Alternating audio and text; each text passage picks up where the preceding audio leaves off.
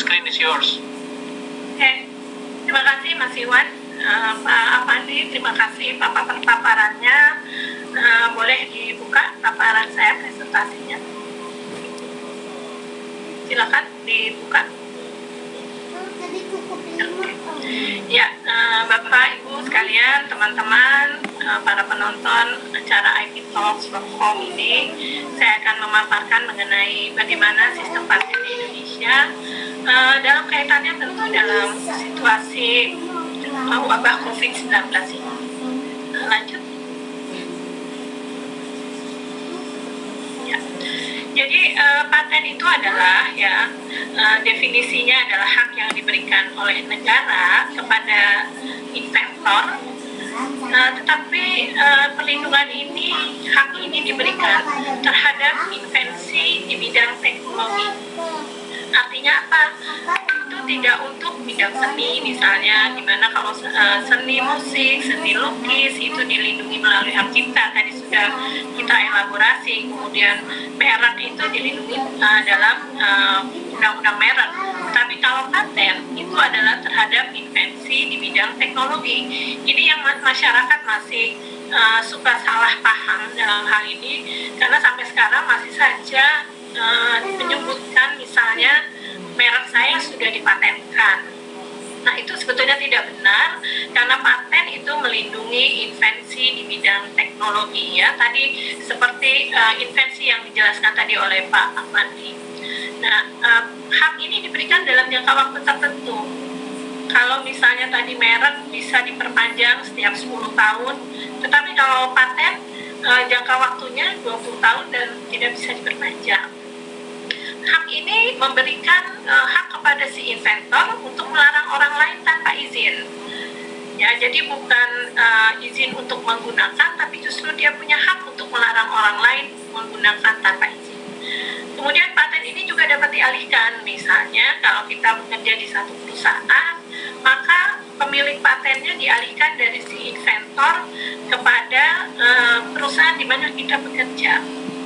Seperti juga tadi Pak Afandi, ITS, hasil inovasi yang dimiliki oleh para peneliti di ITS, maka pemegang patennya nanti adalah institusinya, institusi pendidikannya, ITS-nya sendiri.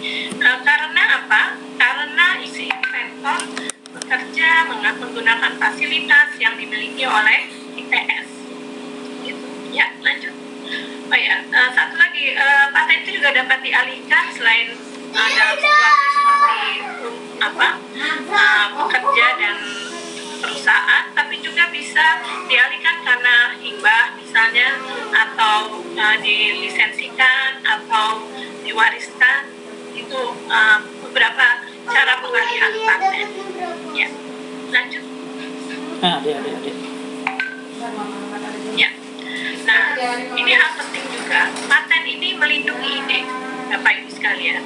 Jadi suatu hasil karya intelektual di bidang teknologi, walaupun masih berupa ide dan belum diekspresikan, belum diproduksi, misalnya maksudnya, dapat dilindungi melalui paten. Jadi tadi Pak Afandi cerita bahwa patennya belum sekarang, tetapi tim di ITS masih bekerja untuk menyempurnakan invensinya tersebut.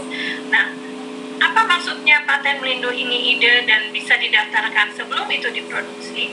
Artinya begini, walaupun misalnya produk tersebut belum diproduksi, Pak Afandi dan teman-teman sudah bisa sebetulnya mengajukan patennya di Direktorat Jenderal Kekayaan Intelektual untuk mencuri start tanggal penerimaan.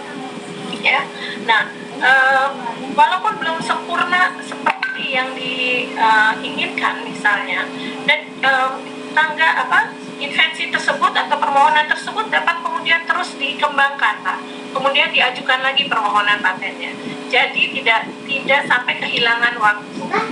Nah, jadi itu salah satu bagaimana paten itu melindungi ide. Dan paten bisa melindungi produk, misalnya bisa alat, bisa komposisi, bahan kimia, formula, mesin, dan lain-lain. Terus dapat juga berupa proses, misalnya metode proses pembuatan, proses pemurnian, dan lain-lain. Yang selanjutnya paten juga bisa untuk melindungi penggunaan atau metode penggunaan lainnya. Jadi ada penggunaan satu zat tertentu misalnya untuk insektisida, untuk pestisida misalnya, itu juga bisa dilindungi melalui sistem paten. Ya, lanjut. Ini adalah beberapa aturan turunan Undang-Undang 13 tahun 2016 tentang paten. Mungkin saya tidak akan jelaskan lebih secara detail, tapi nanti kita bisa kembali ke sini apabila ada pertanyaan yang berkaitan dengan kondisi COVID-19 ini, yaitu di Peraturan Menteri Hukum dan HAM Nomor 30 tahun 2019 tentang tata cara pemberian lisensi wajib. Ya, lanjut. Silakan ya.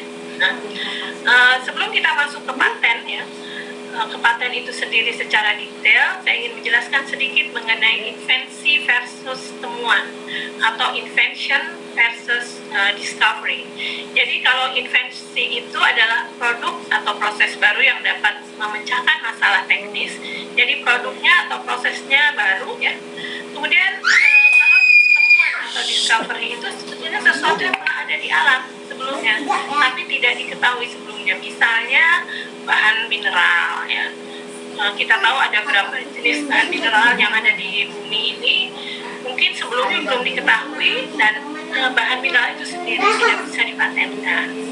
Karena itu merupakan discovery atau temuan ya, bukan merupakan invensi yang dimaksud yang bisa dilindungi melalui paten ya.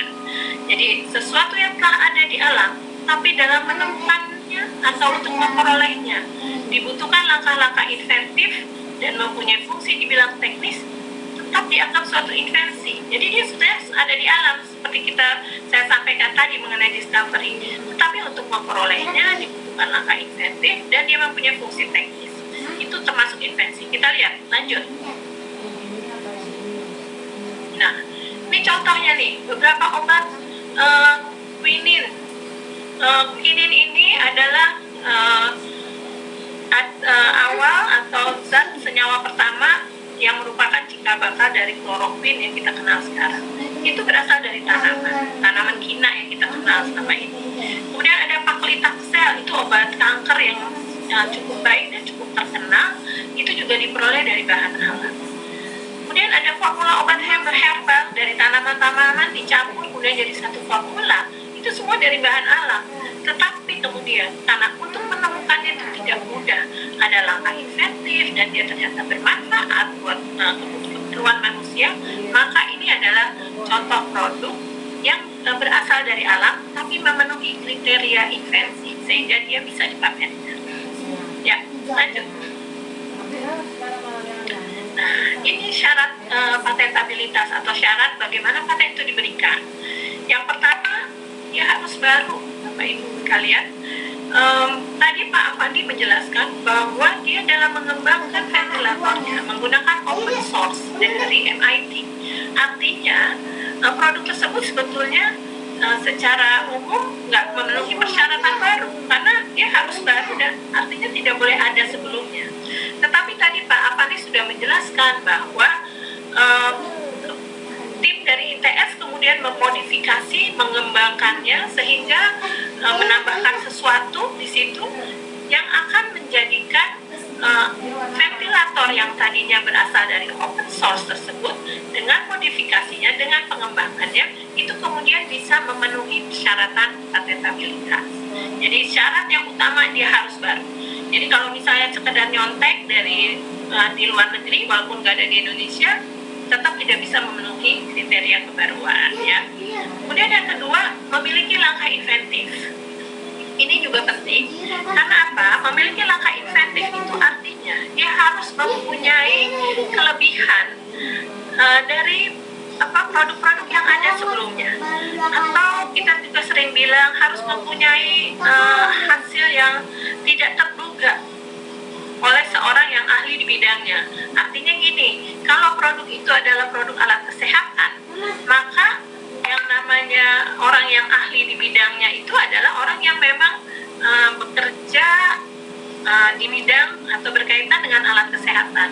Jadi jangan misalnya invensinya mengenai nuklir, tapi yang meriksa misalnya dari biologi lah mungkin ya, mungkin seperti itu, yang nggak ada kaitannya gitu. Nah, dia tidak bisa disebut orang yang ahli di bidangnya.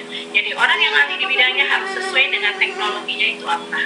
Jadi dia harus mempunyai kelebihan dari sebelumnya. Misalnya tadi ventilatornya Pak Afandi itu kemudian dengan modifikasinya, kemudian dengan pengembangannya, maka akan dihasilkan ventilator yang jauh lebih baik misalnya dari ventilator yang ada sebelumnya. Ya. Yang ketiga adalah dapat diterapkan dalam industri. Dapat diterapkan dalam industri secara umum kita penerapannya adalah ini bisa diproduksi dalam skala industri. Ya, nah, mudah-mudahan paham ini karena ini adalah merupakan syarat yang utama paten itu bisa diberikan. Ya. Oke. Nah, ini beberapa prinsip dalam pelindungan paten yang mesti saya sampaikan. Yang pertama adalah pemeriksaannya universal, Bapak Ibu sekalian. Jadi kalau kita punya mengajukan paten nih, seringkali banyak orang bertanya, di Amerika udah ada Bu, di Jepang ada, tapi di Indonesia nggak ada. Bisa nggak saya daftar patennya? Nanti ditolak. Karena apa? Karena pemeriksaannya dilakukan secara universal. Kita mencari, pemeriksa paten akan mencari dokumen-dokumen yang ada di seluruh dunia. Ya, untuk kita bandingkan dengan invensi yang diajukan permohonan patennya ke Direktorat Jenderal KAI. Kemudian yang kedua, perlindungannya teritorial. Artinya kalau didaftarkan di Indonesia, maka dia hanya dilindungi di Indonesia, walaupun pemeriksaannya tadi universal. Ya. Kemudian prinsip yang selanjutnya adalah first to file, sama mirip dengan KAI yang lain seperti merek. Jadi siapa yang mendaftar pertama, maka itulah yang akan mendapatkan perlindungan. Kemudian biaya tahunan. Jadi pemilik paten itu wajib membayar biaya tahunan kalau dia sudah diberikan patennya. Jadi dianggap kalau dia masih patennya itu komersial, kemudian menghasilkan uang atau keuntungan dari situ, maka si pemegang paten harus membayar biaya tahunan sampai habis masa perlindungan 20 tahun. Kemudian diberikan atas dasar permohonan. Jadi harus diajukan permohonan patennya ke Direktorat Jenderal KAI. Berbeda prinsipnya tentunya dengan hak cipta yang perlindungannya diperoleh sebetulnya tanpa harus melakukan pendaftaran. Tetapi kalau paten harus melalui pendaftaran. Kemudian ada informasi paten. Informasi paten ini penting karena dia berisi informasi paten, informasi teknologi yang paling terkini. Ya. Ini sangat penting kalau seorang ingin mengajukan patennya atau melakukan penelitian, maka informasi paten ini harus menjadi sumber utama dalam si pemohon memperoleh data-data terkait. Ya, lanjut. Oke. Nah, tetapi di dalam Undang-Undang Paten kita juga mempunyai pengecualian-pengecualian, ya. Jadi invensi itu tidak mencakup kreasi estetika, skema, misalnya kreasi estetika misalnya yang berkaitan dengan hak cipta, itu tidak bisa. Kemudian aturan metode berisi program komputer yang hanya berisi program komputer. Tetapi kalau program komputer itu digunakan untuk menggerakkan satu mesin misalnya, untuk mengatur kecepatan mesin berjalan, maka program komputer itu bisa dipatenkan, tapi dia tidak bisa berdiri sendiri. Karena kalau dia hanya berisi program komputer itu tidak bisa dipatenkan, ya. Nah, kemudian temuan di nomor 6 ada beberapa invensi yang dianggap temuan, ya, yaitu penggunaan baru untuk produk yang sudah ada. Misalnya tadinya satu produk A digunakan untuk herbisida, ya, kemudian digunakan untuk pestisida, itu jadi kemudian diajukan patennya nggak bisa, ya, dianggap itu adalah discovery. Atau misalnya satu obat tertentu tadinya dia obat flu, kemudian didaftarkan sebagai obat kanker misalnya, itu juga tidak termasuk invensi yang bisa diberikan paten. Kemudian bentuk baru dari senyawa yang sudah ada itu biasanya berkaitan dengan produk-produk obat-obatan. Ya. Jadi kalau misalnya dia hanya menambahkan garamnya, hanya mengubah isomernya, maka tidak bisa dianggap sebagai invensi, dianggap sebagai discovery. Ya, lanjut. Nah, ini juga nih invensi yang tidak bisa diberi paten. Kita harus tahu nih, ya. Jadi apa aja yang nggak bisa nih diberi paten? Yang pasti kalau bertentangan dengan peraturan perundang-undangan, agama, ketertiban umum itu nggak boleh. Yang kedua, metode pemeriksaan, perawatan, pengobatan, dan seterusnya. Saya mengambil contoh yang ventilator Pak Afandi tadi. Produk daripada ventilator itu bisa dipatenkan, bukan patennya. Tapi Pak Afandi nggak bisa mengajukan metode merawat pasien COVID-19 dengan menggunakan ventilator yang Bapak punya. Metodenya tidak bisa, tetapi alatnya, produknya itu bisa dipatenkan.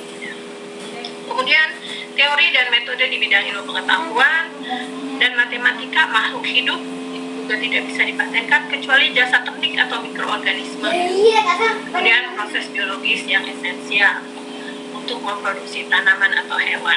Ya, lanjut. Nah, jenis paten tadi Pak Afandi juga sudah menyinggung, ada paten biasa ya, atau kita sebut paten saja, dan paten sederhana. Bedanya ada beberapa perbedaan sebenarnya, dan ini menjadi opsi yang bisa dipilih oleh seorang inventor. Dia mau ke paten atau paten sederhana. Ya, lanjut coba. Ya, ini beberapa perbedaannya. Yang pasti paten sederhana perlindungannya lebih sebentar, lebih singkat daripada paten biasa. Jadi 10 tahun hanya. Kalau paten biasa 20 tahun. Kemudian dia pemeriksaannya sebentar, 1 tahun sudah selesai dari tanggal penerimaan.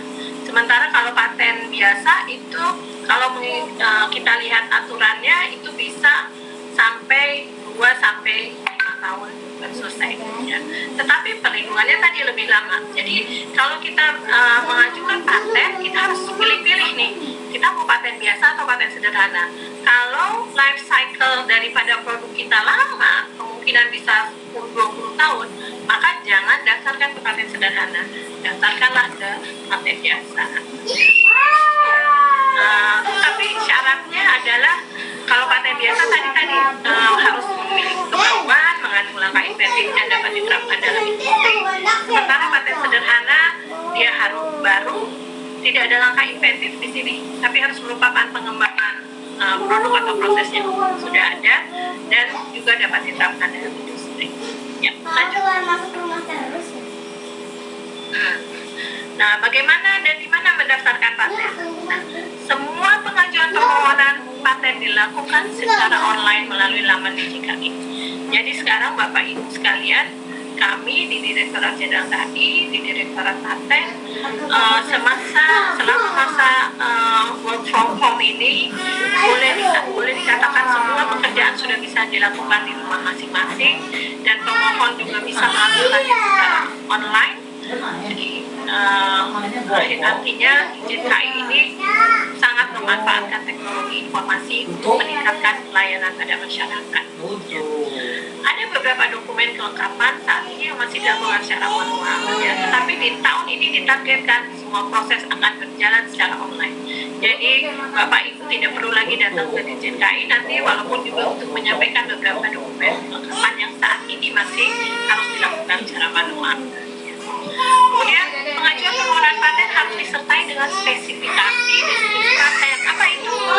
Itu adalah bagaimana si inventor bisa menyampaikan invensinya tersebut dalam satu tulisan, ya, tulisan yang sesuai dengan aturan yang ditentukan.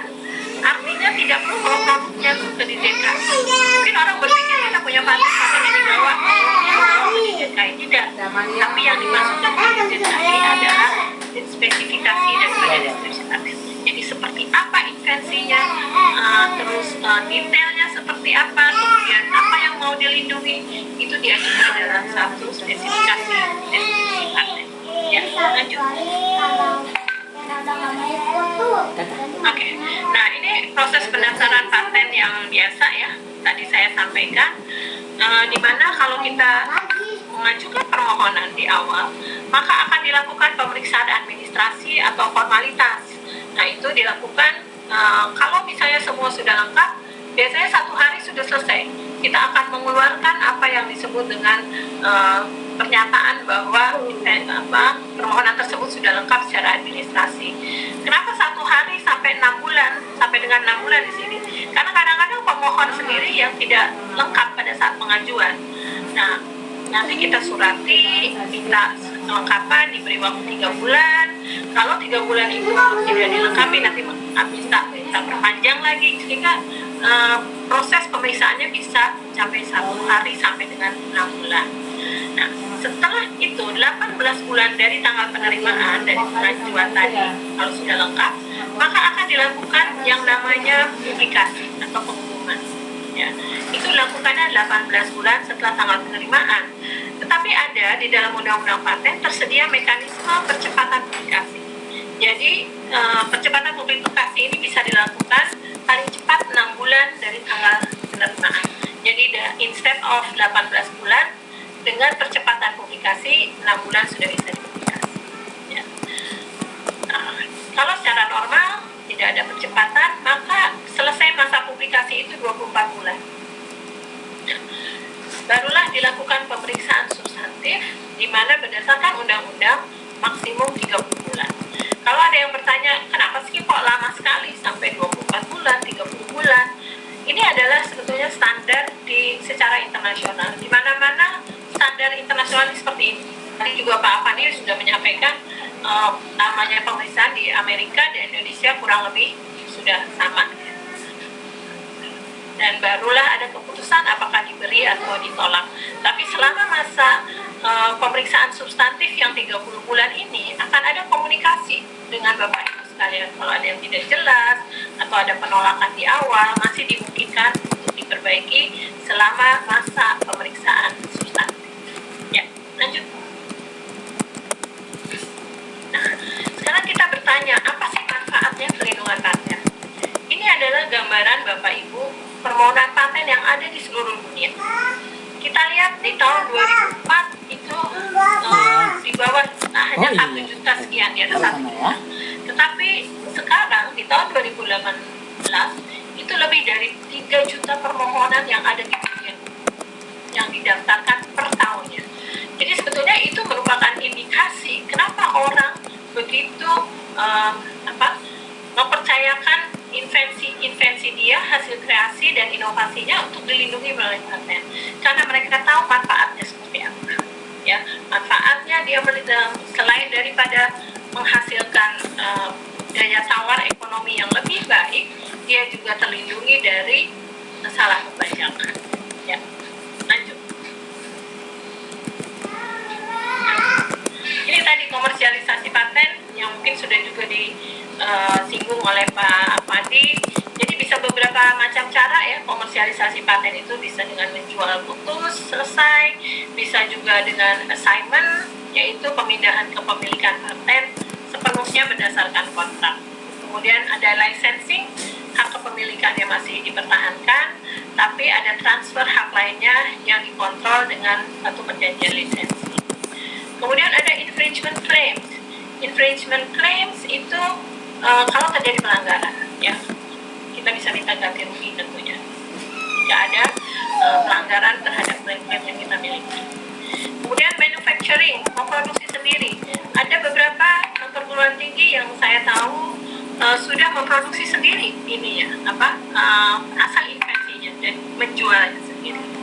Kemudian ada lagi merger dan akuisisi, itu biasanya dilakukan di antara perusahaan sejenis. Ya, itu ada beberapa cara bagaimana mengkomersialisasikan suatu paten. Ya, lanjut. Oke. Ya, kenapa sih paten harus dikomersialisasi? Kalau kita bicara kekayaan intelektual, maka kita bicara ekonomi. Jangan bicara ekonomi kalau kita jangan bicara kekayaan intelektual kalau kita tidak tujuannya adalah ekonomi. Biaya riset yang tinggi, dan itu merupakan reward terhadap hasil karya intelektual. Kenapa? Tujuannya adalah kita memberikan reward, kita memberikan perlindungan, agar kita juga lebih kemudian terdorong, termotivasi untuk lebih berkreasi dan lebih berinovasi. Jadi invensi tanpa komersialisasi itu belum inovasi. Jadi harus komersial, ya. Oke. Lanjut. Nah, ini beberapa contohnya. Kalau di Amerika mungkin yang namanya perguruan tinggi, universitas itu sudah terbiasa dengan sistem paten dan dia bisa menghasilkan benefit yang cukup banyak dari patennya itu sendiri, dari hasil lisensi. Nah, tadi Pak Afandi di ITS katanya belum sampai ke komersialisasi. Bagaimana dengan perguruan tinggi yang lain atau BUMN, bagaimana atau industri lainnya yang di Indonesia ini yang memang kita masih menjadi yang namanya komersialisasi itu masih merupakan tantangan yang memang berat ya, khususnya untuk teman-teman di perguruan tinggi. Tetapi saya tahu beberapa perguruan tinggi seperti ITB, UGM, UNER, UI itu sudah mulai ada invensi-invensinya yang dikomersialkan. Ya, lanjut. Oke. Nah, paten di masa pandemi, kita lagi bicara mengenai wabah COVID-19. Nah, apa yang bisa dilakukan? Jadi kalau misalnya, bisa nggak Bu, Pak Afandi tadi misalnya dia bilang saya mendaftarkan patennya karena ini di masa pandemi, tolong dipercepat ya Bu ya, misalnya seperti itu. Atau jangan terlalu ketat ke pemeriksaannya, misalnya seperti itu. Itu tidak ada aturannya sama sekali di Undang-Undang Paten. Artinya Pak Afandi tetap harus mendaftarkan sesuai dengan prosedur yang ada. Nah, tetapi yang menjadi masalah justru sekarang adalah kita tahu bahwa obat-obatan yang bisa digunakan untuk COVID-19 itu patennya dimiliki oleh orang lain. Nah, justru kita mencari celah bagaimana caranya supaya paten itu tidak menghalangi obat yang dibutuhkan oleh masyarakat. Jadi ada dua mekanisme sebetulnya. Yang pertama lisensi wajib dan yang kedua adalah pelaksanaan paten oleh pemerintah. Ya, jadi keduanya adalah pada situasi di mana obat-obatan itu masih dalam perlindungan patennya, dan biasanya kita tahu ini adalah perusahaan-perusahaan dari luar negeri, Amerika, Jepang, biasanya itu perusahaan yang masih sekarang memiliki paten terkait dengan COVID-19 tetapi masih dilindungi paten. Jadi kita bisa memakai mekanisme lisensi wajib maupun pelaksanaan paten oleh pemerintah. Ya, lanjut. Nah, kasus pelaksanaan paten kita pernah laksanakan untuk obat HIV/AIDS dan obat antiretroviral ya. Itu di tahun 2004, 2007 dan 2012. Di mana sebetulnya pada kasus waktu flu burung merebak itu juga kita mencoba mencari mengenai obat yang digunakan pada saat itu tetapi ternyata dia tidak dirasakan patennya di Indonesia. Jadi tidak perlu dilakukan pelaksanaan paten oleh pemerintah ataupun lisensi wajib. Ya, lanjut. Nah, ini contoh obat-obat yang pernah diberikan pelaksanaan paten oleh pemerintah. Lanjut. Oke. Nah, itu Bapak Ibu sekalian, terima kasih. Assalamualaikum warahmatullahi wabarakatuh. Terima kasih Bu Dede. Saya lihat banyak sekali sudah pertanyaan masuk di chat maupun lewat Q&A di platform Zoom, dan saya yakin juga di YouTube juga banyak pertanyaan. Tapi mungkin kita coba bahas dulu presentasi tadi ya. Saya ada beberapa yang ingin saya mungkin minta tanggapan dari baik Pak Afandi maupun Bu Dede. Jadi ada statistik yang menarik yang saya mungkin nanti minta Bu Dede juga tanggapi ya. Statistik yang menarik dari Pak Afandi tadi bahwa dari paten yang masuk ini yang lokal hanya 1/6 dari yang asing gitu. Jadi lebih banyak orang asing yang mematenkan invensinya di Indonesia, dan bahkan yang disetujui atau granted itu lebih tinggi untuk yang asing sekitar 35%, sedangkan untuk yang dari Indonesia hanya 10%. Ini mungkin ada alasan tertentu Bapak dan Ibu kenapa ini mungkin terjadi. Apakah awareness-nya tentang pentingnya paten belum ada, dan saya lihat juga kenapa kebanyakan universitas ya akademisi gitu yang mengeluarkan paten, apa industri atau KM belum punya awareness atau mungkin kemampuan untuk invensi teknologi. Mungkin Pak Afandi dulu Pak, silakan Pak. Terima kasih. Memang statistik tadi saya ambil dari Wipo yang memberi gambaran ya bukan dari DJKI sendiri yang punya angkanya, tapi artinya dari International Intellectual Property Organization yang memetakan kita memapping posisi kita di mana. Memang benar dari kalau kita lihat yang disampaikan Mas Iwan tadi, kebanyakan yang mendaftarkan adalah akademisi atau lembaga riset yang berbasis akademik atau litbang yang ada di pemerintah. Memang yang untuk bisa membuat sebuah invensi atau penemuan kita butuh effort, ya ini butuh riset karena butuh keterbaruan, dan tadi dikatakan bahwa paten tadi skopnya adalah bukan karya cipta seni, bukan apa, jadi butuh teknologi skopnya, sehingga di situ tadi atau metode, jadi itu tadi sehingga yang melakukan memang lembaga-lembaga yang memiliki anggaran riset paling tidak di sana. Kenapa sedikit? Karena saya mungkin boleh cerita dari sisi akademik ya. Perjalanan kita sampai saat ini, saya sudah 30 tahun di DS lebih, itu melihat tahun 2000 itu kita baru mulai budaya riset. Budaya kita mulai menyeminarkan riset itu tahun 2000-an. Kemudian kalau kita lihat sejarahnya, ada milestone yang kritikal yang saya amati. Dari 2015 kita baru concern ke budaya publikasi di jurnal, ada itu apa, indeks jurnal dan sebagainya internasional yang orientasinya ke sana.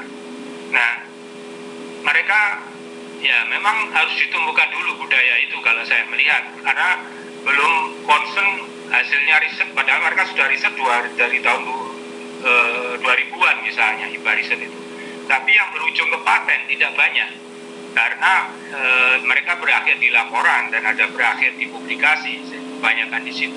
Nah, saat ini kira-kira 5 tahun terakhir ini kita mulai mencoba untuk mengkomersialisasikan riset tadi. Ayo kita jangan hanya riset saja, kita lihat dulu problemnya apa. Dan dari COVID ini kita benar-benar melihat ada demand yang paling besar ini, dan kita berkolaborasi dengan user dan kita kolaborasi dengan pemerintah, industri. Kita bisa membuat sesuatu atau mendefinisikan suatu kebutuhan yang dibutuhkan masyarakat. Ya kita bisa support sama-sama. Nah ini akhirnya saya yakin dengan adanya sisi lain dari positif dari COVID ini, bencana COVID ini adalah sisi untuk mencerminkan kembali kita bahwa ayo kita riset, kita mampu loh bikin ini. Ayo industri kita jangan hanya jadi tailor aja, penjahit. IP-nya dari luar tadi didaftarkan di Indonesia, diproduksi di Indonesia. Dan itu yang terjadi. Jadi kenapa yang asing banyak? Karena mereka sudah punya IP sebenarnya. Mereka daftarkan di Indonesia untuk sebenarnya mendapat pengakuan dipakai di Indonesia. Atau bisa juga sebenarnya kalau ada perjanjian internasional, mereka daftarkan di negaranya mereka, otomatis di Indonesia mereka tinggal produksi, bisa mereka melakukan seperti itu. Nah, itu yang terjadi. Seperti kita lihat beberapa paten kita didaftarkan di luar juga ada, ya sepersekiannya itu didaftarkan di luar juga. Itu tergantung strategi bisnis, apakah komersialisasi paten ini bisa digunakan di industri atau tidak. Dan saya kira mulai tahun ini kira-kira kita mulai bangkit untuk menangkap bahwa riset ini harus berujung ke suatu prototipe produk yang bisa dikomersialisasikan. Nah, sehingga kita di DJKI juga ada program, kalau dulu kita hanya dengan perguruan tinggi hanya sebagai sentra HKI, pendaftaran HKI. Nah, sekarang pendaftaran ini sudah diubah di online. Kita hanya membantu saja, mereka sekarang adalah mendukung sentra teknologi dan inovasi. Nah, ini yang kita mencoba, karena kami juga memulai tahun ini juga di program kami di inovasi dan adanya teknologi transfer office atau kantor transfer teknologi yang akan mentransferkan paten tadi sampai ke bisa dipakai di industri. Ini ada kewajiban kita untuk mulai bangkit menerapkan paten yang ada dimiliki di perguruan tinggi ataupun di industri atau di lembaga litbang bisa dipakai di industri nasional. Demikian, Mas. Ya, terima kasih Pak Fani. Bu Dede ada tanggapan, Bu? Jadi gini Mas Iwan, memang sih ada peningkatan yang cukup signifikan di 2-3 tahun terakhir ini untuk permohonan paten dalam negeri.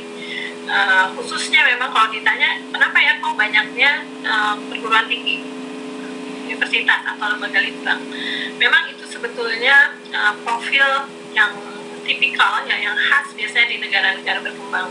Jadi bukan industrinya yang banyak mengajukan paten, tapi banyaknya memang dari perguruan tinggi itu biasanya untuk yang masyarakatnya belum secara sepenuhnya memahami pentingnya pendaftaran atau perlindungan melalui sistem KI. Jadi itu tipikal Mas, biasanya di negara-negara lain juga seperti itu gitu ya. Yang tingkat pemahaman KI-nya masih sama dengan Indonesia seperti itu. Tetapi bisa saya sampaikan di sini ada peningkatan yang cukup signifikan, saya sampaikan tadi di 2-3 tahun terakhir ini, tidak hanya dari perguruan tinggi, tetapi BUMN juga sudah mulai banyak ya. Industri juga sebenarnya banyak, Pak Iwan. Jadi boleh dibilang 4 tahun yang lalu permohonan paten dalam negeri, 4 tahun 3 tahun yang lalu permohonan paten dalam negeri itu hanya 10%. Tetapi di tahun 2019 terakhir itu sudah mencapai sekitar 24%. Jadi ada peningkatan yang sangat signifikan. Ya, itu salah satunya tadi karena kita juga di Dirjen KI selalu mensosialisasikan, membantu perguruan-perguruan tinggi bagaimana mereka bisa mengajukan patennya atau melindungi hasil inovasinya di Direktorat Jenderal KI. Nah, kemudian juga kenapa tadi pertanyaannya tuh kenapa kok granted-nya banyak dari luar negeri? Karena sebetulnya karena jumlah permohonannya lebih banyak. Karena permohonannya lebih banyak, maka lebih banyak granted selesai. Nah, tetapi juga permasalahan yang ada di teman-teman perguruan tinggi dan lembaga litbang beberapa tahun sebelumnya itu adalah karena mereka nggak begitu paham. Tadi kan saya sampaikan kalau paten itu bukan produknya yang dibawa ke kantor KI, kantor Dirjen KI, tapi dia harus mampu menuangkannya dalam satu tulisan. Tulisannya itu tentunya teknis ya, karena dia produk teknis, tapi dia harus memenuhi syarat legalnya. Nah biasanya peneliti itu dia jago, bidang teknisnya dia menguasai, dia expertnya di situ. Tapi begitu dia bicara bahan untuk menuangkan hasil invensinya, itu kadang-kadang nggak nyambung gitu. Ya, itu sering pernah kejadian beberapa kali, bahkan ya ada orang yang pokoknya dia punya invensi ini, dia merasa sudah dapat pelindungan, tetapi begitu kita lihat produk dia dengan klaimnya yang dibuat dalam spesifikasi deskripsi tadi itu nggak sama. Nah, jadi kadang-kadang itu yang menjadi permasalahan kenapa di dalam negeri ini agak lama. Sementara kalau misalnya dari luar negeri biasanya mereka sudah melalui konsultan ya, formatnya sudah benar, bahasa hukumnya sudah benar di dalam deskripsinya.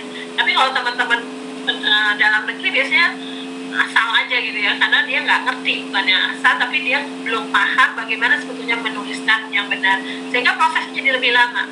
Itu yang membuat terkadang kenapa ya kalau dari dalam negeri lama, karena mereka kebanyakan nggak begitu paham bagaimana menuliskan itu gitu. Mereka taunya meneliti, mereka menghasilkan produk, tapi membahasakannya dalam bahasa hukum itu mereka, sehingga prosesnya jadi lama. Harusnya satu kali selesai misalnya, ini harus diperbaiki dulu. Kalau diperbaiki terus langsung benar, nggak bisa diperbaiki lagi. Tapi itu upaya-upaya dalam Komisi Dirjen KI itu udah cukup bagus beberapa tahun ini. Kita betul-betul jemput bola, kita datang ke inventor, kita kumpulkan mereka adalah inventor dalam satu kota atau provinsi, kita panggil mereka, kita bantu mereka di sini. Jadi mudah-mudahan itu adalah langkah yang bisa diambil oleh Dirjen KI, tetapi kita mengharapkan semakin lama perguruan tinggi ini juga semakin mandiri. Jadi nggak perlu lagi kita datang lagi, tapi mereka harus ada expert di dalam di perguruan tinggi yang berdedikasi untuk itu, yang mempunyai kemampuan. Jadi kita nanti lagi nggak perlu lagi tidak harus datang, tapi mereka sudah paham bagaimana yang seharusnya. Itu Mas Iwan. Terima kasih Ibu. Saya lihat tadi Pak Fandi senyum-senyum Pak, benar ya Pak ya, seperti itu Pak. Karena nggak nyambung sama antara dokumen dengan produknya Pak. Iya betul Pak. Jadi bahasa hukum itu tidak mudah, dan karena untuk menulis paten sendiri harus tahu sendiri konsep paten itu seperti apa, baru mereka terjemahkan. Biasanya mereka fokusnya biasa bikin publikasi kan ya ilmiah, jadi itu yang keluar, jadi ya nggak jelas, yang diklaim apa juga nggak jelas. Jadi yang dari teman-teman UDD itu yang Pak Rizky dan kawan-kawan itu. Baik Pak. Saya mau dive sedikit ke topik kita, monetizing patent ya. Tadi Bu Dede sempat menyampaikan juga di Amerika kalau nggak salah tadi statistiknya gitu ya. Ada invensi sudah terlindung paten, tapi 95%-nya itu tidak pernah muncul ke pasar gitu. Tidak pernah berhasil dikomersialisasi. Padahal high quality sudah terlindungi, tapi nggak pernah jadi produk yang dipakai oleh industri. Itu mungkin bahasanya juga statistik itu juga mungkin mirip-mirip Indonesia ya. Ada tips khusus mungkin yang praktis bagaimana caranya memastikan bahwa paten kita ini bisa terkomersialisasi nantinya gitu. Ya. Jadi memang tadi kan Pak Afandi juga menyebutkan bahwa ternyata karena adanya kasus wabah COVID ini, maka perguruan tinggi jadi berinovasi ya, menghasilkan tadi ventilator. Jadi kalau kita ingat ada pepatah necessity is the mother of invention. Kebutuhan itu adalah ibu invensi. Jadi kalau misalnya kita menghasilkan, misalnya di perguruan tinggi, dia melakukan penelitian yang kita nggak tahu itu di luar dibutuhkan masyarakat atau enggak, ya kan? Nah, jadi kita harus pandai-pandai memang. Sekali lagi kalau kita bicara masalah paten, masalah kekayaan intelektual, kita masih bicara masalah ekonomi. Kalau misalnya kita membuat ya udah karena itu pekerjaan rutin, atau karena kita diminta oleh universitas untuk menghasilkan satu paten, ya kerjakan apa aja, tapi ya nggak tahu bagaimana sebetulnya kebutuhan di pasar seperti apa, itu akhirnya bisa seperti itu, tidak komersial.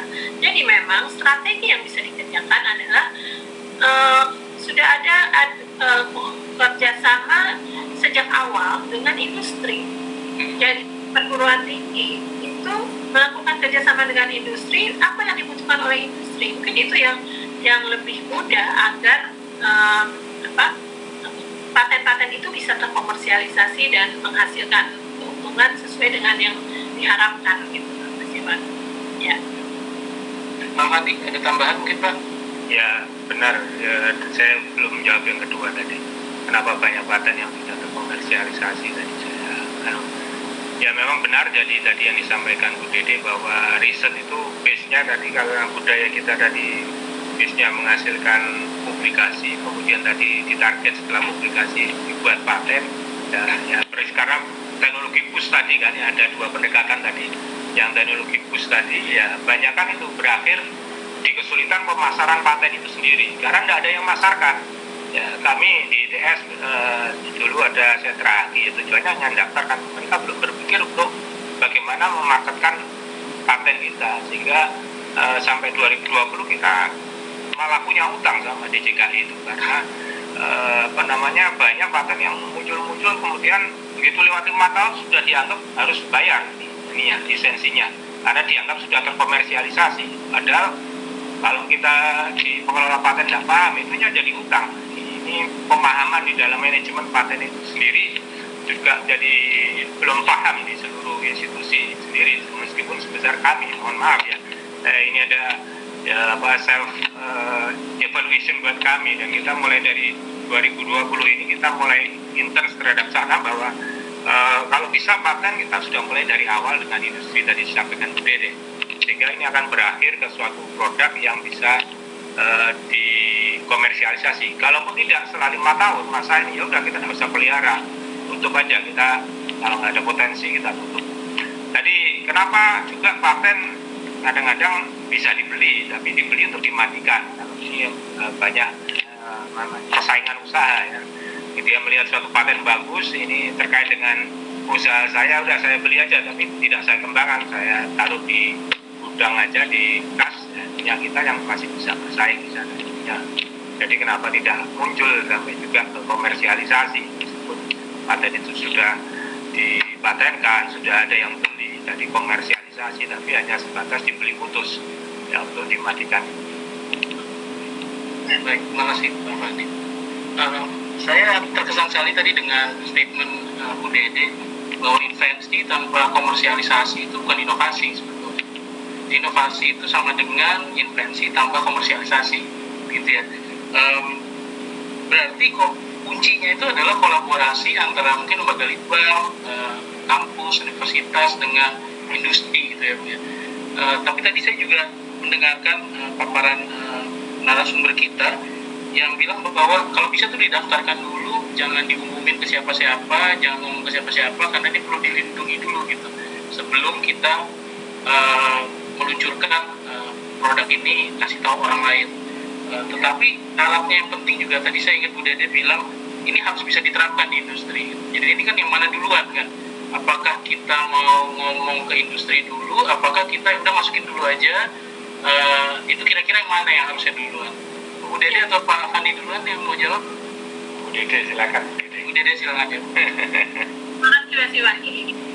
Ya, prinsip dulu bahwa pelindungan paten itu kan 20 tahun ya.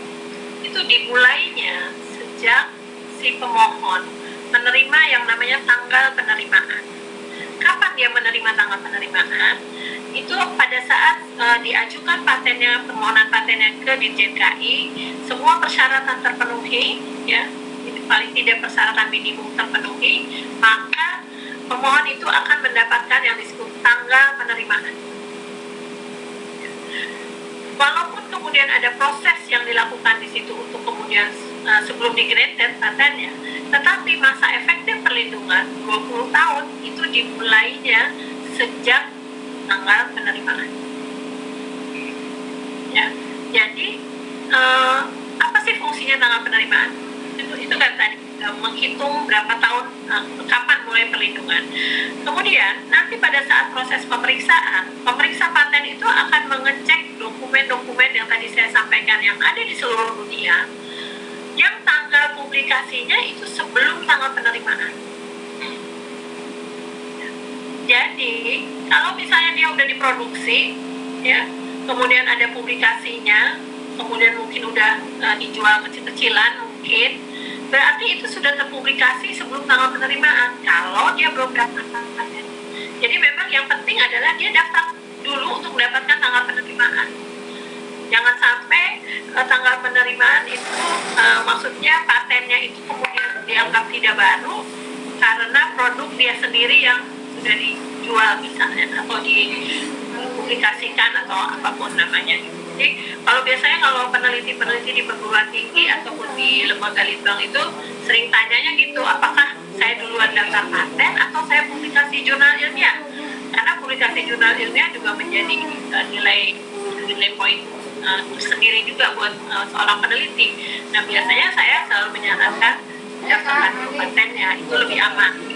Walaupun di dalam undang-undang paten itu ada yang namanya grace period. Jadi kalau misalnya peneliti itu sudah keburu mengumumkannya di jurnal, maka dalam jangka waktu 6 bulan dia harus menunggu daftar patennya kalau mau dilindungi. Jadi grace periodnya itu maksimum 6 bulan. Ya, ada tambahan Pak Fandi, Pak? Ya, tadi bicara untuk membuat inovasi harus bagaimana. Di research and development itu ada di domainnya perguruan tinggi, lembaga litbang, dan R&D-nya di sebuah perusahaan. Itu bagus kalau di R&D sebuah perusahaan dia ada di industrialization, jadi dia sudah bisa siap bahwa R&D di sebuah perusahaan biasanya orientasinya sudah riset yang berbasis paten. Tapi kita punya lembaga litbang, punya perguruan tinggi, di sini kita punya industri. Nah ini memang di kita ini kan biasa sektoral ya, tidak mudah untuk melakukan kolaborasi kalau tidak dipaksa atau terpaksa. Nah ini perlunya kolaborasi. Jadi kalau kita mau melakukan paten, orientasi paten adalah orientasi komersialisasi, maka semakin banyak yang menggunakan adalah semakin baik banyak nanti komersialisasi yang terjadi, sehingga paten ini kalau mau bikin ya harus basisnya adalah solving the big problem. Jadi ada masalah besar yang harus kita selesaikan, sehingga dengan teknologi kita bisa solve. Nah itu kita punya teknologi itu. Kalau kita bisa kolaborasi mau dengan industri, kita bisa bikin perjanjian non-disclosure agreement dan perjanjian yang sudah awal dengan industri bahwa ini paten ini saya akan siapkan dan Anda siapkan di industrinya. Nah, settingnya begitu saya mau riset ini loh, arahnya ke sana. Nah, ini bisa perguruan tinggi dipus atau mendaftarkan patennya, kemudian industrialisasi bisa sama-sama siapkan setup line production-nya. Dan begitu dalam periode tertentu siap, sudah daftar, sudah ketemu, jadi sudah standarisasi, izin-izin perindustrian standar memenuhi. Nah ini bolehlah kita masuk di komersialisasi atau produksi massal di sana. Nah ini kira-kira memang butuh ritme yang kenal dulu lah, saatnya kita mungkin di era 2020 ini melting antara industri, pemerintah dan lembaga litbang di perguruan tinggi maupun di pemerintah ini bisa berkomunikasi dan melakukan orientasi yang satu visi, sehingga bisa mempush komersialisasi teknologi di Indonesia. Karena kebanyakan industri kita adalah industri penjahit aja, IP-nya banyak dari luar, dan kita hanya melakukan production. Dan kita kadang-kadang kita kirim keluar lagi kan, jadi ekspor yang sudah quality. Kita mulai harus belajar bagaimana teman-teman di luar negeri melakukan memanfaatkan kekayaan intelektual itu menjadi suatu komersialisasi. Baik, terima kasih Pak Fandi. Ya. Saya mau beralih ke pertanyaan dari teman-teman yang sudah hadir di Zoom. Ini mungkin berkaitan dengan pertanyaan statement Pak Fandi tadi terakhir soal benchmark, pentingnya benchmark ke negara lain juga, bagaimana mereka melakukannya. Ini saya bacakan pertanyaan dari Kosmas Hareva dari Kemenko Maritim dan Investasi. Ini ditujukan ke Bu Dede. Seperti apa potensi IP Indonesia yang sudah terkelola dan memberi dampak keekonomian? Bagaimana dibandingkan dengan negara lain yang sudah lebih maju? Kendalanya kira-kira selama ini apa? Dan kira-kira perkiraan potensi yang belum terkelola seperti apa? Khususnya di pariwisata dan ekonomi kreatif. Seperti apa ya? Oke, baik. Jadi kalau pertanyaan ini sebetulnya IP secara keseluruhan ya. Jadi seperti kita tahu, intellectual property itu bukan hanya paten, tapi ada merek, ada hak cipta, ada indikasi geografis, ada desain industri, di mana mungkin yang terkait langsung dengan bidang ekonomi kreatif itu lebih ke hak cipta ataupun desain industri, merek dan sebagainya. Tetapi kalau paten karena dia lebih ke teknologi, kaitannya mungkin tidak terlalu dekat ya. Kalau kita bicara masalah pariwisata dan ekonomi kreatif, tapi saya bisa memberikan masukan di beberapa negara, misalnya seperti masalah indikasi geografis. Indikasi geografis itu seperti kita ketahui adalah merupakan ciri khas ya dari suatu daerah tertentu, produk yang menjadi ciri khas suatu daerah tertentu. Di banyak negara itu, di beberapa negara yang saya tahu, khususnya di negara-negara Eropa, bahkan yang namanya indikasi geografis itu menjadi salah satu atraksi yang menarik. Misalnya kita sebut saja, kalau misalnya kejunya Belanda itu dia kita tahu, kita semua mengenal ya, tahulah bagaimana produk keju Belanda, dan itu menjadikan salah satu daya tarik pariwisata, ya kan? Nah itu sebetulnya salah satu yang bisa kita kelola juga.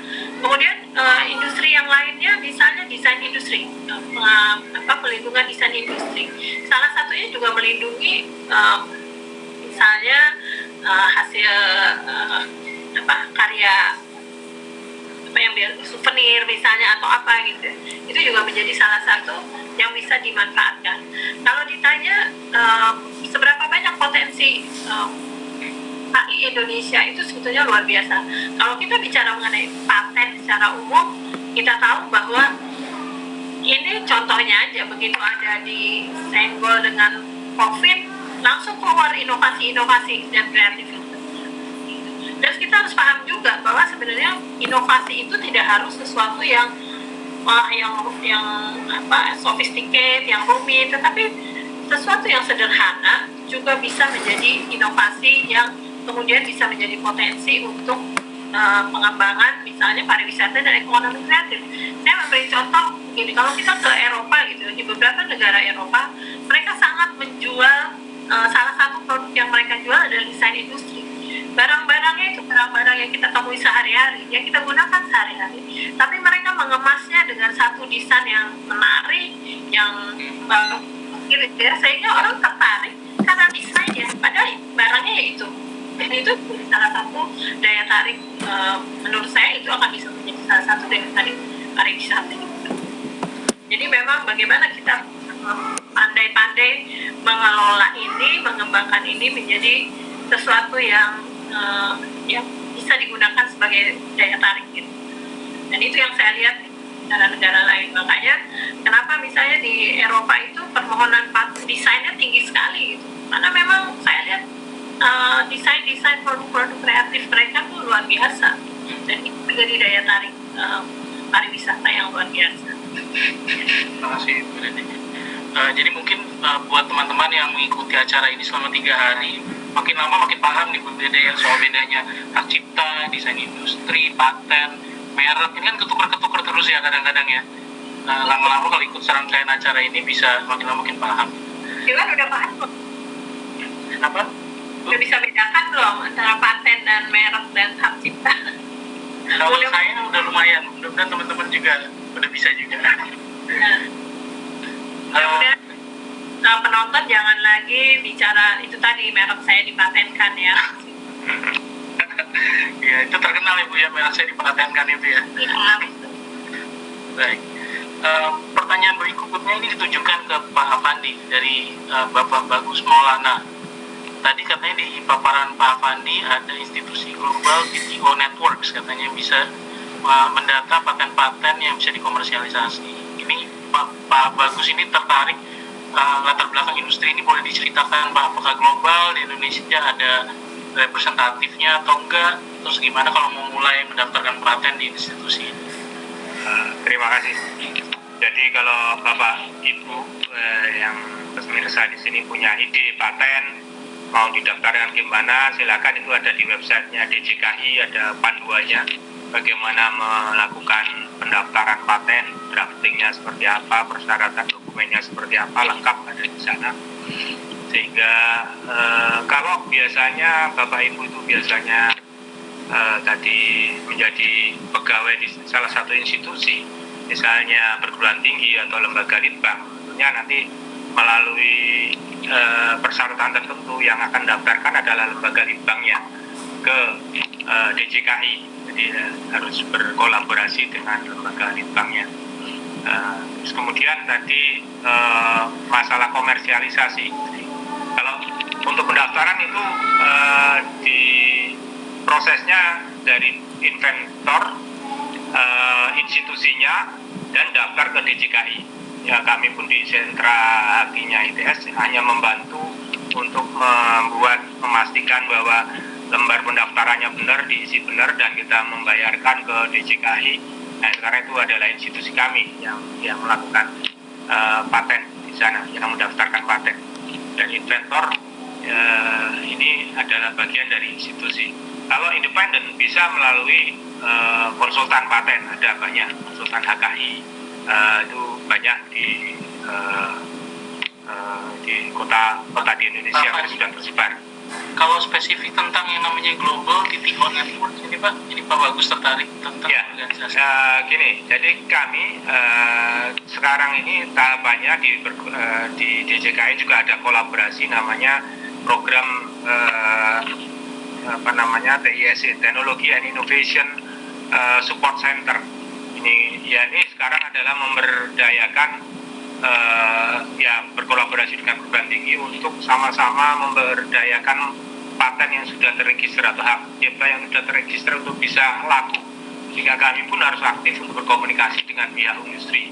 Kami harus bisa meregistrasi, mempromosikan yang ada di kami untuk berkolaborasi di industri. Nah, Jadi melalui sentra-sentra TISC yang bekerja sama dengan DJKI, ini bisa sebenarnya melakukan pemasaran paten atau ide yang sudah didaftarkan. Nah, kalau di luar negeri sudah banyak yang disebut, saya sempat singgung di presentasi saya tadi, ada intellectual property venture, dia yang bisa mau investasi, dia melihat portofolio paten yang diajukan ke tempat dia, ada yang menarik, ya dia bisa beli langsung tadi, ada yang bisa lisensi, misalnya kalau kita lisensi keras, misalnya kita bisa, si IP Venture tadi bisa mengkomersialisasikan royal, tapi si inventornya nggak mau jual penuh, ya dia minta royalti, bisa negosiasi seperti itu. Jadi nanti kira-kira TISC atau tadi ada di TISC, dia di dalamnya ada TTO dan di transfer office yang nanti itu punya network juga mulai populer di luar negeri, jadi kita bisa saling exchange. Kalau ada komunikasi, kita baru mulai untuk hal-hal ini, dan kita baru workshop akhir tahun lalu kolaborasi dengan Malaysia yang melakukan, mempunyai yang leader asosiasi TTO di ASEAN ini. Nah, ini kita komunikasi global ini perlu kalau kita juga mau memasarkan intellectual property di Indonesia yang portofolionya bagus, bisa di-push keluar.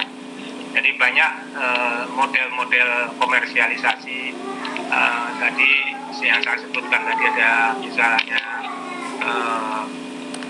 lisensi yang langsung kita pakai secara pengambil alian ataupun royalti atau lisensi silang. Jadi biasanya juga orang yang punya paten sekarang ini saling bergening. Ya, kalau kita lihat teknologi 3G 4G di awal tahun 2000-an dulu, orang mau mengembangkan ke arah 3G 4G itu sudah tidak bisa bicara lagi manufacturer ini. Yang mereka lihat adalah di dalam konsorsium 3GPP misalnya, saya sudah punya sekian ribu paten Nokia, si Alcatel sudah punya sekian ribu, si Jepang punya segini. Jadi mereka sama-sama menggunakan patennya, ini lisensi silang, hingga mau bergabung di dalam satu konsorsium yang open teknologinya, dan itu berkembang terus sampai ke 5G. Nah, ini yang terjadi di model-model pengembangan. Dan untuk startup digital yang mungkin sekarang mulai muncul banyak, itu juga adanya IP Bank. Ya, jadi kalau untuk startup baru, saya punya lisensi, punya paten, saya mau masukkan ke IP Bank. Ya, nanti bisa dimanfaatkan oleh startup, dan ada IP Bank nanti akan jual ke investor, dan dia baru berkolaborasi dengan startup tadi. Kalau dia di bank IP tadi bisa nilainya bisa tambah, depositnya seperti itu. Jadi macam-macam perkembangan komersialisasi selain yang tadi juga disampaikan oleh Bu Dede, ada merger, ada macam-macam ya, putus dan sebagainya, macam-macam ya. Ya. Ada pertanyaan juga untuk Bu Dede, apakah sudah ada kebijakan atau regulasi dari pemerintah terkait skema pembiayaan tapi jaminannya pakai hak paten, jadi dijaminkan gitu dapat pinjaman? Ya, jadi sebetulnya di Undang-Undang Paten ini sendiri sudah ada, saya lupa pasalnya, tapi di situ disebutkan bahwa paten itu bisa dijadikan sebagai jaminan fidusia, artinya bisa digunakan untuk mendapatkan pinjaman di bank. Itu adalah ide yang membelakanginya itu, karena memang ada beberapa negara yang sudah melakukan hal itu, dan Undang-Undang Paten sudah menyediakan kemungkinan itu untuk bisa menjadikan sertifikat paten sebagai jaminan fidusia. Dan itu bukan hanya ada di paten, tapi juga di merek dan juga di hak cipta, itu seperti itu. Nah, kalau dibilang aturannya sudah ada, tetapi sejauh ini memang implementasinya masih ada kendala di lapangan. Kita dengan khususnya teman-teman waktu itu di Badan Ekonomi Kreatif, mereka juga sudah melakukan pilot project terhadap beberapa pemilik IP ya, untuk bisa mendapatkan fasilitas seperti ini dengan dibantu oleh salah satu bank. Karena masalahnya adalah biasanya kalau untuk bank itu yang penting mereka harus yakin bahwa uangnya akan kembali, gitu kan. Sehingga bagaimana kita meyakinkan pihak bank bahwa sertifikat paten itu bisa untuk menghasilkan menghasilkan keuntungan ekonomi, tentunya itu yang diharapkan oleh bank. Jadi dalam artian pihak bank tidak akan memberikan kalau mereka tidak mendapatkan jaminan bahwa uang yang diberikan itu akan bisa kembali dengan keuntungan. Nah, yang sekarang kita sedang lakukan adalah memang mencari bentuk yang sesuai. Terus bagaimana ada asesor yang bisa menilai nilai daripada HQ itu sendiri. Itu yang belum ada di Indonesia. Orang mungkin kalau properti biasa orang banyak ya, tapi asesor untuk menilai kekayaan intelektual itu yang masih belum ada. Kita sekarang sedang bekerja bersama-sama. Jadi memang sejauh ini lebih banyak diinisiasi oleh teman-teman di Badan Ekonomi Kreatif. Waktu itu saya belum tahu lagi perkembangannya setelah gabung ke Kementerian Pariwisata, tetapi pada waktu itu dengan Badan Ekonomi Kreatif kita bekerjasama, dan memang masih sampai saat ini belum bisa terimplementasi dengan sepenuhnya, tapi sudah ada sebelumnya pilot project yang difasilitasi. Dan bisa saya sampaikan di beberapa negara juga memang tidak terlalu banyak yang sudah menerapkan hal ini. Yang kita tahu yang sudah berhasil itu ada di Jepang, kemudian di Cina, kemudian yang tetangga kita adalah Malaysia yang sudah menerapkan hal ini. Dan sekali lagi prinsipnya di dalam undang-undang paten sudah ada, tetapi bagaimana penerapannya ini yang masih sedang kita gali dan dielaborasi. Baik, terima kasih. Buat Tias yang tadi bertanya soal financing dengan jaminan paten ini mudah-mudahan sudah terjawab ya. Saya browsing beberapa pertanyaan dari rekan-rekan yang ingin paham lebih lanjut. Ada beberapa yang mungkin sudah bisa terjawab dari presentasinya. Apakah nanti boleh dibagikan Pak Fandi dan Bu Dede presentasinya? Oh, silakan. Silakan. Nanti ada beberapa pertanyaan saya lihat mungkin tidak perlu dijawab lagi karena tadi saya lihat sudah ada penjelasannya ketika paparannya. Tapi ini ada beberapa yang saya bisa bacakan juga. Ini untuk Bu Dede lagi. Bagaimana ketika hak invensi sudah habis jangka waktunya? Apakah dan tidak diperpanjang, dan karena memang tidak bisa diperpanjang ya Bu ya, dan tidak dialihkan, apakah menjadi milik publik atau industri secara umum? Ya, jadi kita sebut kalau dia sudah habis masa waktu berlakunya itu menjadi public domain. Sebetulnya bukan hanya, jadi gini, kan perlindungannya itu 20 tahun, maka setelah lewat 20 tahun dia habis masa perlindungan. Tetapi ada kewajiban sebetulnya. Kalau si pemegang paten itu menginginkan patennya tetap valid, itu dia harus membayar yang namanya biaya tahunan. Ya, membayar biaya tahunan yang dibayarkan setiap tahun. Kalau dia tidak membayar, maka patennya itu akan dihapuskan. Jadi bisa saja sebelum masa berlakunya habis karena dia tidak membayar, maka 15 tahun misalnya tidak bayar lagi, maka dia dihapuskan, dan sekali lagi itu menjadi public domain, bisa menjadi milik masyarakat. Dan sebetulnya kalau kita lihat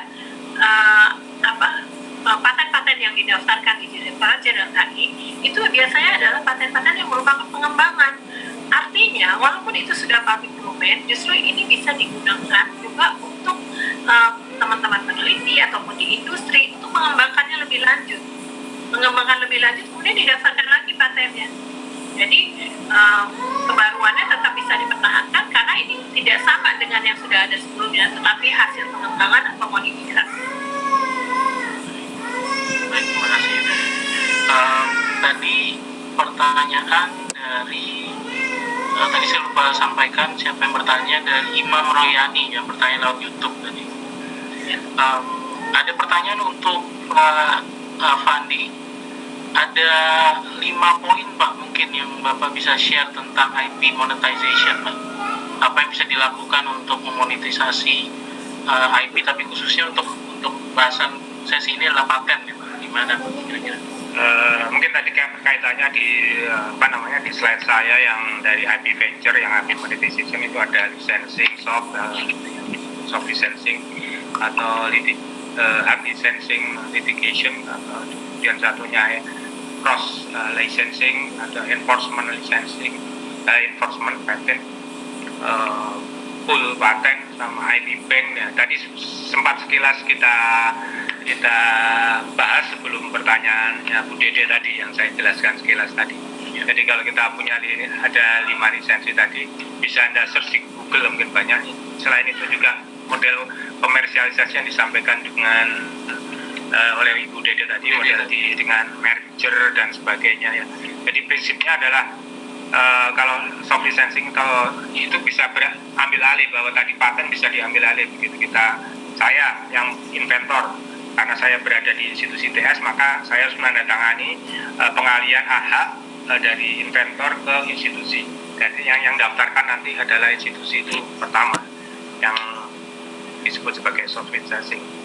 Kalau hard licensing adalah kita sudah terkait dengan royalti paten saya jual, saya lisensikan ke industri untuk diproduksi. Nah itu jadi kita dapat royalti setiap produk yang dikeluarkan, ya tergantung negosiasinya seperti apa. Bisa juga paten dijual putus, saya beli ini patennya di inventor, yang tadi yang daftarkan yang punya paten dapat duit di awal aja. Jadi model-model bisnisnya macam-macam di industri. Jadi tadi ada IP Bank, tadi banyak lah ya. Dan yang paling penting juga tadi untuk penegakan paten ya tadi, artinya karena persaingan di industri itu cukup ketat. Jadi ini kalau saya serahkan ke Pak Polisi Paten atau apa konsultan paten, untuk kalau perusahaan kan tidak mau pusing, tolong ini IP saya setorkan, tolong dijaga jangan sampai ada yang pakai. Dia akan nge-search produk-produk yang hampir mirip dia, dan itu dia akan gunakan untuk penegakan kalau ada yang melanggar. Biasanya masalah hukumnya akan ditangani di situ. Dan bisa juga atau sebaliknya, ini ada perusahaan mau tumbuh nih, bagus patennya mirip dengan punya saya beli aja, dan memang saya matikan. Gitu. Kita juga mengalami hal itu di periode-periode sebelumnya, karena tidak ada yang mengurusi gitu. Nah ini persaingan memang ketat di industri, jadi monetisasi paten itu banyak. Baik, terima kasih Pak Fandi. Tadi Bu Dede juga di presentasinya ada tambahan juga Bu ya, model-modelnya seperti apa ya. Mudah-mudahan untuk Teresia Ningsi Astuti dari IPI sudah terjawab ya pertanyaannya. Ini ada pertanyaan satu lagi juga, mungkin ditujukan kedua-duanya. Terkait paten lembaga litbang, saya dengar akan dikategorikan dengan paten dari IKM, sehingga biaya pemeliharaannya akan disamakan dengan paten IKM. Apakah sudah mulai diaplikasikan atau belum? Mungkin Bu Dede nih yang lebih tepat untuk ya. Jadi memang di dalam PP 28 ya kalau nggak salah tahun 2019 itu terkait dengan biaya-biaya yang berkaitan dengan salah satunya dengan kekayaan intelektual. Memang ada pengecualian di situ untuk lembaga litbang, perguruan tinggi, dan UKM. Tetapi untuk bisa dilaksanakan, kita perlu membuat peraturan menterinya dulu. Dalam hal ini kita perlu persetujuan dari Menteri Keuangan. Nah ini masih sedang dikerjakan, tetapi mudah-mudahan ini sudah ada di tahap akhir. Jadi kalau misalnya di dalam permen itu dimungkinkan nanti lembaga litbang ataupun perguruan tinggi itu mendapatkan atau memperoleh pengecualian pembayaran bahkan sampai Rp0 biaya pemeliharaannya. Tetapi ada kondisi yang harus dipenuhi. Artinya kita memahami masalah yang dihadapi oleh teman-teman dari perguruan tinggi atau lembaga litbang pemerintah itu adalah biasanya masalah komersialisasi tadi. Sehingga salah satu persyaratan yang kita inginkan untuk menjadi salah satu persyaratan adalah apabila belum komersial.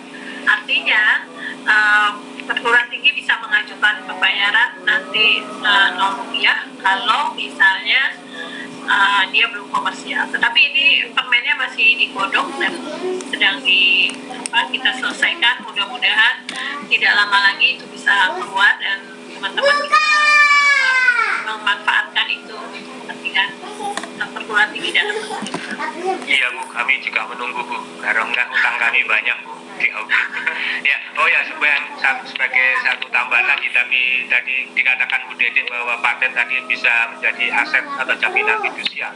Juga sekarang ini paten atau HKI juga yang lainnya itu adalah menjadi aset yang diaudit juga oleh BPK, atau jadi artinya termasuk aset, dipertimbangkan sebagai aset, sehingga harapannya ke depan memang bisa dikonversi menjadi suatu back to back kolateral kalau kita mau pinjam uang.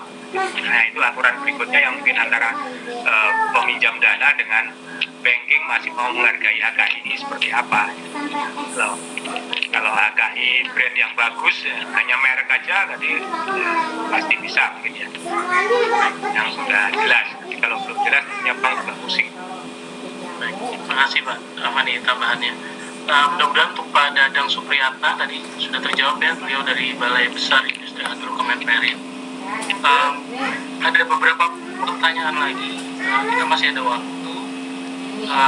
Ini ada pertanyaan dari WNI di Belanda, dari Anis. Bagaimana kontribusi DJKI dalam penanggulangan pandemi COVID di Indonesia, terkait terutama dengan kekayaan intelektual? Apakah dengan subsidi atau pendampingan teknis atau lisensi, dan atau kira-kira apa bentuknya? Ya, terima kasih. Jadi gini, Mas, kalau kita bicara dengan secara legalnya gitu ya, tadi saya sudah paparkan bahwa kita bisa membantu pemerintah dalam hal ini dalam penyediaan obat-obat yang dibutuhkan oleh penderita COVID-19. Tapi tentunya bukan dalam bentuk bantuan subsidi, karena uangnya DJKI juga dari mana, itu uang pemerintah juga ya. Tapi yang saya sampaikan adalah kita bisa memberikan yang namanya lisensi wajib atau pelaksanaan paten oleh pemerintah. Ya, kita tahu tadi saya sebutkan juga bahwa obat-obatan COVID yang sekarang digunakan, ya baik itu di Cina, misalnya di Amerika ataupun di Eropa, misal Jepang, itu sebagian besar masih ada patennya, masih ada dalam perlindungan paten. Kalau misalnya kita bicaranya hidroksikloroquine, itu adalah obat lama yang memang setelah dicari patennya udah nggak ada lagi, udah off patent, udah jadi milik public domain. Tapi kalau yang lain seperti remdesivir, favipiravir yang kemarin itu kita dengar kita mengimpor obat Avigan yang dari Cina, itu ternyata masih ada patennya di Indonesia. Nah, untuk bisa kita mendapatkan produk-produk tersebut dengan harga yang lebih murah, maka jalan yang bisa diberikan oleh undang-undang paten adalah lisensi wajib atau pelaksanaan paten oleh pemerintah. Nah, dan kebetulan tadi pagi saya juga sudah rapat berkoordinasi dengan teman-teman dari Kementerian Kesehatan, dengan Badan POM, dengan Kementerian Luar Negeri bersama-sama untuk mengidentifikasi sebetulnya apa yang dibutuhkan oleh negara ini dalam kaitannya dengan penyediaan obat COVID-19. Apakah lisensi wajib atau pelaksanaan paten oleh pemerintah, atau justru malah cukup dengan voluntary license saja cukup, atau ada juga kemungkinan kita melakukan impor dengan menerapkan mekanisme paralel import yang disediakan oleh undang-undang paten juga.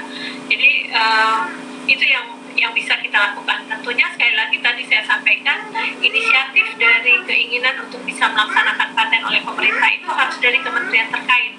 Dalam hal ini tentunya dari Kementerian Kesehatan atau dari Badan POM ya mungkin. DJKI nanti yang akan memproses lebih lanjut untuk pemberian pelaksanaan paten oleh pemerintah ya. Tapi inisiatif sekali lagi harus berasal dari Kementerian terkait, bukan dari Direktorat Jenderal KI. Taruh ya. Terima kasih Bu Dede. Kita sudah di penghujung acara. Sebenarnya masih ada beberapa pertanyaan saya lihat di chat maupun di Q&A dan juga di YouTube. Tapi sayangnya kita sudah tidak punya waktu. Saya ingin ke Pak Mandi dan Bu Dede untuk mungkin memberikan pesan